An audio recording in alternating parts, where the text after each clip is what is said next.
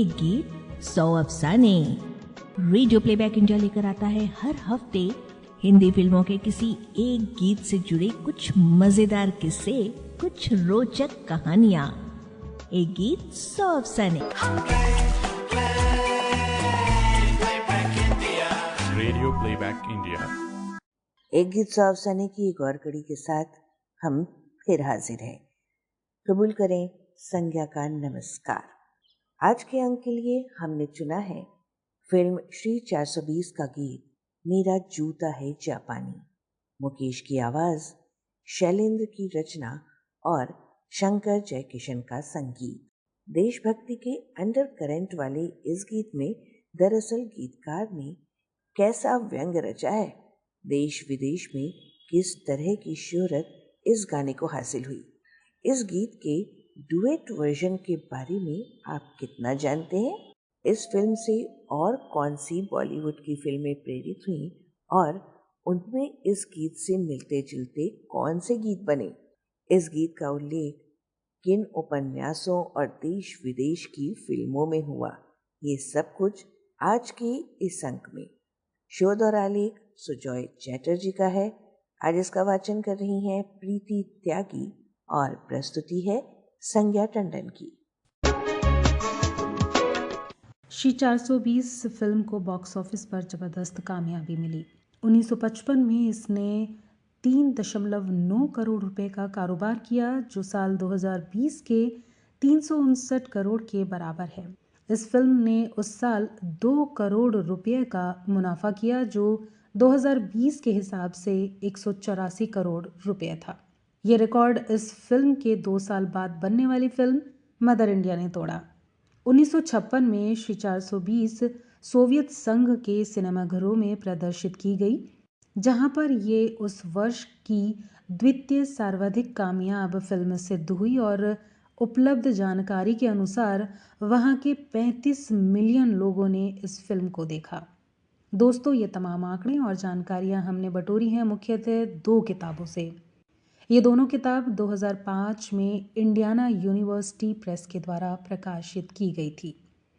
पहली फिल्म है Indian film in Soviet cinemas, the culture of movie going after Stalin, और दूसरी किताब है a test for Indian film negotiating cultural boundaries in post Stalinist Soviet society. Film Shri 420 की कहानी को आधार बनाकर 2 और हिंदी फिल्में बनी हैं और इन दोनों में ही मेरा जूता है जापानी वाले सिचुएशन के लिए 2 गीत भी बने हैं। इसमें पहली फिल्म है 1992 की राजू बन गया जेंटलमैन, जिसमें राज कपूर, नरगिस और नादिरा वाले किरदारों में क्रम से शाहरुख खान, जूही चावला और अमृता सिंह नजर आते हैं। राज इलाहाबाद से बम्बई आया था और यहाँ राजू दार्जिलिंग से मुंबई आता है। मुकेश शंकर जयकिशन और शैलेंद्र की जगह ले लेते हैं कुमार सानू, जतिन ललित और देव कोहली।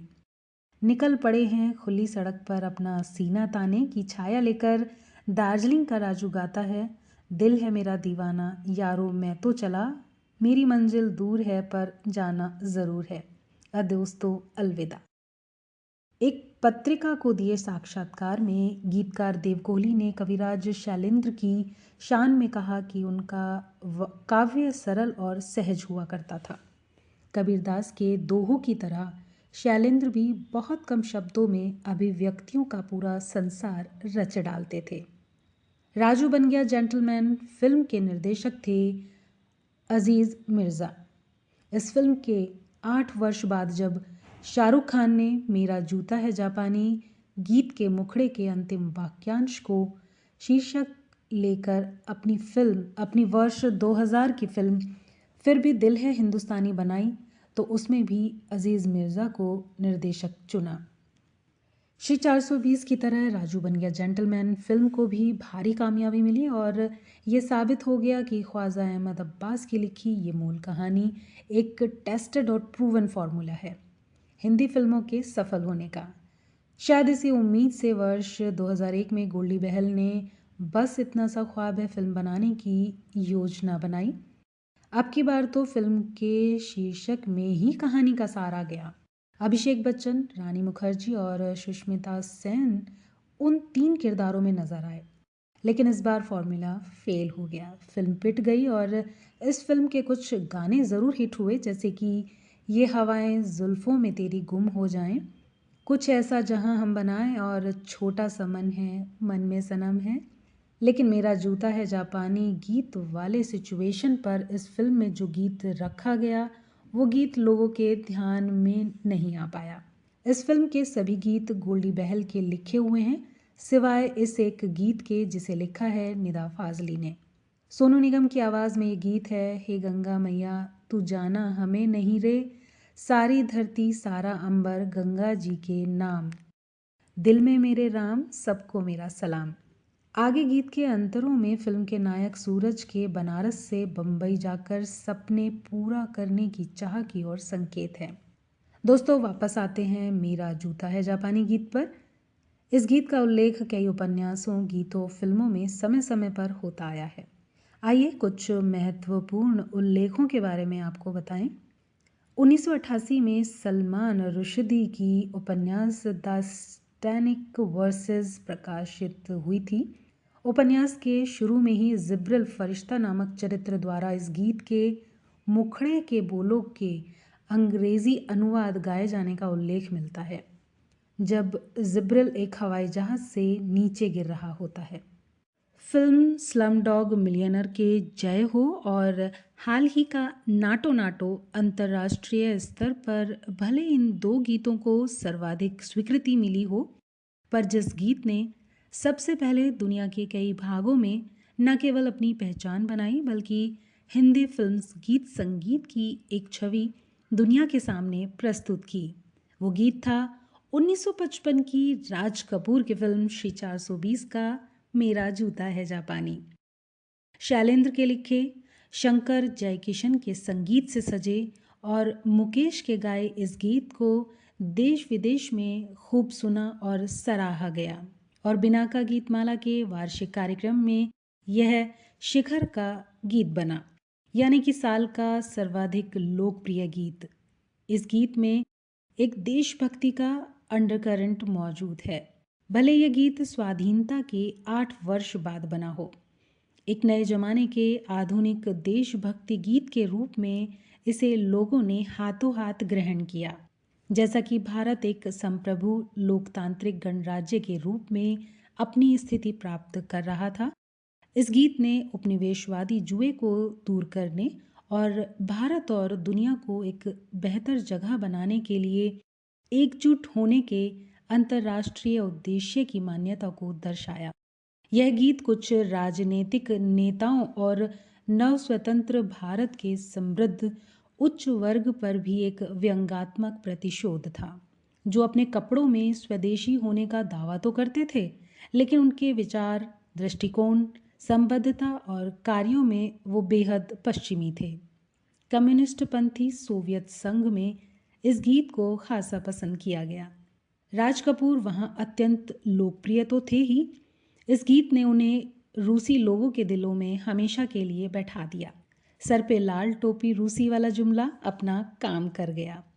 फिल्म श्री 420 की कहानी राजू नामक युवक की कहानी है, जो इलाहाबाद के एक छोटे से कस्बे से निकलकर पैदल बम्बई की ओर रवाना होता है, आंखों में कुछ बड़ा करने का सपना लेकर। और इसी पैदल यात्रा के सिचुएशन पर बना है यह कालजयी गीत मेरा जूता है जापानी। ये पतलून इंग्लिशतानी, सर पे लाल टोपी रूसी, फिर भी दिल है हिंदुस्तानी। चार्ली चैपलिन स्टाइल में राज कपूर उनके हाथ में डंडा और डंडे के आखिरी छोर पर बंधी हुई गठरी, और ऐसे में वो निकल पड़े हैं खुली सड़क पर अपना सीना ताने। मंजिल कहाँ कहाँ रुकना है ऊपर वाला जाने। बम्बई पहुंचकर सीधा साधा राज गलत संगत में पड़ जाता है, लोगों को धोखा देता है, पैसों का हेर फेर करता है। विद्या यानी नरगिस से उसे प्यार हो जाता है। उधर अमीर व्यवसायी सेठ सोनाचंद और उनकी बेटी माया यानी कि नादिरा उसे सम्मोहित कर उसे गलत रास्ते पर धकेल देते हैं। इन्हीं चरित्रों के इर्द गिर्द घूमती है श्री 420 फिल्म की कहानी। अंत में राज सभी गुनाहों से आज़ाद हो जाता है और सोना चंद को पुलिस गिरफ्तार कर लेती है। फिल्म का शुभ समापन होता है और राज और विद्या द्वारा एक नई जिंदगी की शुरुआत करते हुए जिसमें दोनों गा उठते हैं। जी हाँ, यही गीत मेरा जूता है जापानी। और इस बार तो मुकेश के साथ लता मंगेशकर भी अपनी आवाज़ मिलाती हैं। इस संस्करण की अवधि 1.5 मिनट की है, जिसके पहले 1 मिनट में निकल पड़े हैं खुली सड़क पर। अंतरे से शुरू कर मुखड़े तक दोनों गायक बारी बारी से गाते हुए पहुंचते हैं और पार्श्व में कोरस भी शामिल है।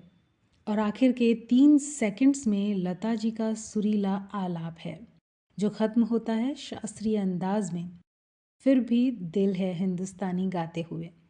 और यहीं पर पर्दे पर द एंड लिखा हुआ आ जाता है। 1991 में बनी मीरा नायर की फिल्म मिसिसिपी मसाला साल 1972 में उगांडा से एशियाई मूल के लोगों को निष्कासित किए जाने की घटना पर आधारित थी। फिल्म के गंभीर मोड़ पर मेरा जूता है जापानी गीत की शुरुआती पंक्तियां सुनने को मिलती हैं। बांग्ला की प्रसिद्ध लेखिका महाश्वेता देवी वर्ष 2006 में जब जर्मनी के फ्रैंकफर्ट पुस्तक मेले को संबोधित करने गई, तब अपने भाषण में उन्होंने शैलेंद्र के इस गीत के बोलों को कोट करते हुए कहा, ये वाकई वह दौर है जहाँ जूता जापानी है, पतलून इंग्लिशतानी है और टोपी रूसी है, लेकिन दिल हमेशा हिंदुस्तानी था, है और रहेगा। मेरा वतन घायल है, आहत है पर गर्वित है, सुंदर है, गर्म और आर्द्र भी है, कहीं ठंडा है, कहीं रेतीला है। मेरा चमकता हुआ भारत है, मेरा देश है। इसी साल किरण देसाई के उपन्यास द इनहेरिटेंस ऑफ लॉस में भारतीय अप्रवासी बिजू अमेरिका जाकर अपने भारतीय दोस्तों और सहकर्मियों के साथ बैठकर मेरा जूता है जापानी गीत में सुकून का अनुभव करता है। वर्ष 2009 की भारतीय अमेरिकी फिल्म टुडेज स्पेशल में आसिफ मांडवी और नसीरुद्दीन शाह ने अभिनय किया था। इसमें नसीरुद्दीन शाह द्वारा निभाए किरदार द्वारा अपनी गाड़ी के रेडियो पर मेरा जूता है जापानी गीत बजाते हुए देखा गया। 2012 में साशा डिच और डीजे रिको बर्नस्कॉनी ने अपने रिमिक्स एल्बम बुद्धा बार 14 के संकलन में मेरा जूता है जापानी को उसके मूल स्वरूप में ही स्थान दिया। साल 2013 की Hollywood science fiction film gravity की कहानी कुछ ऐसी थी कि एस्ट्रोनॉट्स अंतरिक्ष में जाते हैं, लेकिन अपनी धुरी पर चक्कर काटते समय स्पेस शटल में खराबी आ जाती है और फिर किस तरह से सारे एस्ट्रोनॉट्स पृथ्वी वापस लौटते हैं। यही है इस फिल्म की कहानी। उन एस्ट्रोनॉट्स में एक भारतीय एस्ट्रोनॉट शरीफ भी है जो स्पेस स्टेशन में फुर्सत के कुछ पलों में मेरा जूता है जापानी गीत गाकर अपने सहकर्मियों का मनोरंजन करता है। और वर्ष 2016 की मशहूर अमेरिकी फिल्म डेडपूल के पहले सीन में ही एक गाड़ी के डेक पर बजता सुनाई दे जाता है मेरा जूता है जापानी, ये पतलून इंग्लिशतानी। दोस्तों, ये तमाम बातें सिर्फ इसी बात की ओर इशारा करती हैं कि आज इस गीत के बनने के 68 साल बाद भी इसकी सार्थकता बरकरार है। आज भी ये उतना ही प्रासंगिक है और यही है गीतकार शैलेंद्र की लेखनी का कमाल। तो आज बस इतना ही दीजिए एक गीत सो अफसाने से हमें इजाज़त। अगले हफ्ते फिर किसी और गीत से जुड़ी दिलचस्प बातों को समेटकर हम हाजिर होंगे। तब तक सुनते रहिए, गुनगुनाते रहिए, खुश रहिए। नमस्कार। और इसी के साथ ख़त्म होती है आज के इस महत्वपूर्ण गीत की कहानी। आशा है आपको पसंद आई होगी। शोध और आलेख सुजॉय चैटर्जी का था, जिसका वाचन किया प्रीति त्यागी ने और प्रस्तुति थी संज्ञा टंडन की। हम फिर आएंगे आपके पास एक और गीत की कहानी लेकर। तब तक के लिए नमस्कार। एक गीत 100 अफसाने। Radio Playback India.